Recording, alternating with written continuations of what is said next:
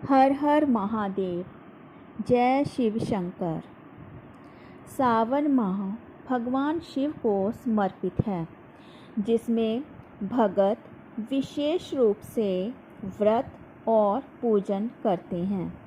यह माह आध्यात्मिक मनोकामना पूर्ति और शिव कृपा पाने के लिए यह शुभ समय माना जाता है।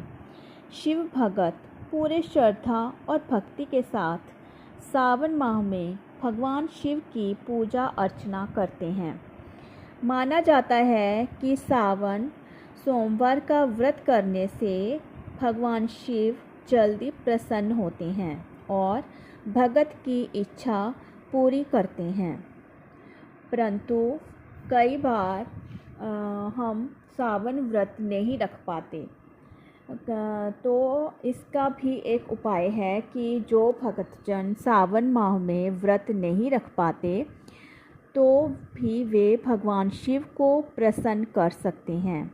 कुछ उपाय हैं, जैसे कि भगवान शिव की कृपा पाने के लिए वो तुलसी पूजा करें, भगवान शिव को जल अर्पण करें, शिवलिंग पर जल चढ़ाएं और मन से मंत्र जप करने से व्रत का फल मिलता है। अर्थात वो व्रत नहीं रख पाते तो भी उन्हें व्रत रखने का फल मिलता है और मानसिक शांति प्राप्त होती है। सावन महीने में मन से भगवान शिव की पूजा करें, अनैतिक कार्यों से बचें, मन में बुरे विचार ना लाएं। अर्थात ये जो मैं बता रही हूँ, ये कुछ उपाय हैं जो सावन में व्रत नहीं रख पाते या जिनको व्रत रखना मुश्किल लगता है, तो ये उपाय करके भी वो भगवान शिव को प्रसन्न कर सकते हैं। जैसे कि सावन माह में सच्चे मन से भगवान शिव की पूजा करें, अनैतिक कार्यों से बचें, मन में बुरे विचार ना लाएं, मांस मदिरा का सेवन ना करें और पेड़ ना काटें, क्योंकि श्रावण के मौसम में चारों तरफ हरियाली होती है और ये शिव जी को अति प्रिय है। इसलिए श्रावण में पेड़ पौधों को काटने से बचें और भगवान को प्रसन्न करने के लिए श्रावण की सोमवार को एक धतूरा और दूध, दही, शक्कर, खीर, शहद, गन्ने का रस भगवान को अर्पित करें।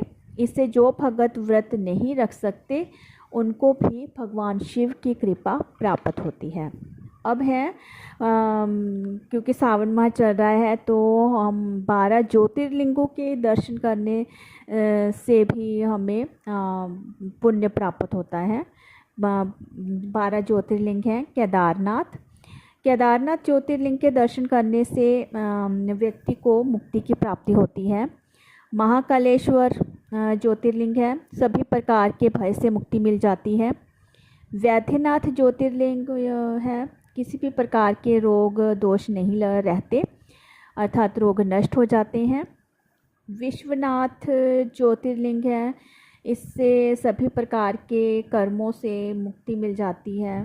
और त्र्यंबकेश्वर ज्योतिर्लिंग है, इससे भक्त की सभी मनोकामनाएं पूर्ण होती हैं। सोमनाथ ज्योतिर्लिंग है, इससे धन और शांति की प्राप्ति होती है। घुश्मेश्वर ज्योतिर्लिंग है, इससे व्यक्ति को समृद्धि की प्राप्ति होती है। रामेश्वरम ज्योतिर्लिंग, इससे मनुष्य को मरणोपरांत स्वर्ग की प्राप्ति होती है। और मल्लिकार्जुन ज्योतिर्लिंग है, सभी तरह के बुरे रूपों से या हमारे मन में जो बुरे विचार आते हैं उनसे हम मुक्त हो जाते हैं। भीमाशंकर, ये इस ज्योतिर्लिंग के दर्शन करने से कार्य में विजय प्राप्त होती है। ओंकारेश्वर जो ज्योतिर्लिंग है, इससे शांति की अनुभूति होती है। और नागेश्वर ज्योतिर्लिंग है, इससे सभी तरह के पापों से मुक्ति मिल जाती है। अतः अगर हम इन 12 ज्योतिर्लिंगों के दर्शन नहीं भी कर पाते तो अगर हमको इनके नामों की जानकारी होती है या ये ज्योतिर्लिंग कहाँ पर स्थित हैं या इनकी जो जानकारी है उनको लेने से भी मतलब भगवान का पाठ ही हुआ ये। क्योंकि सावन माह चल रहा है तो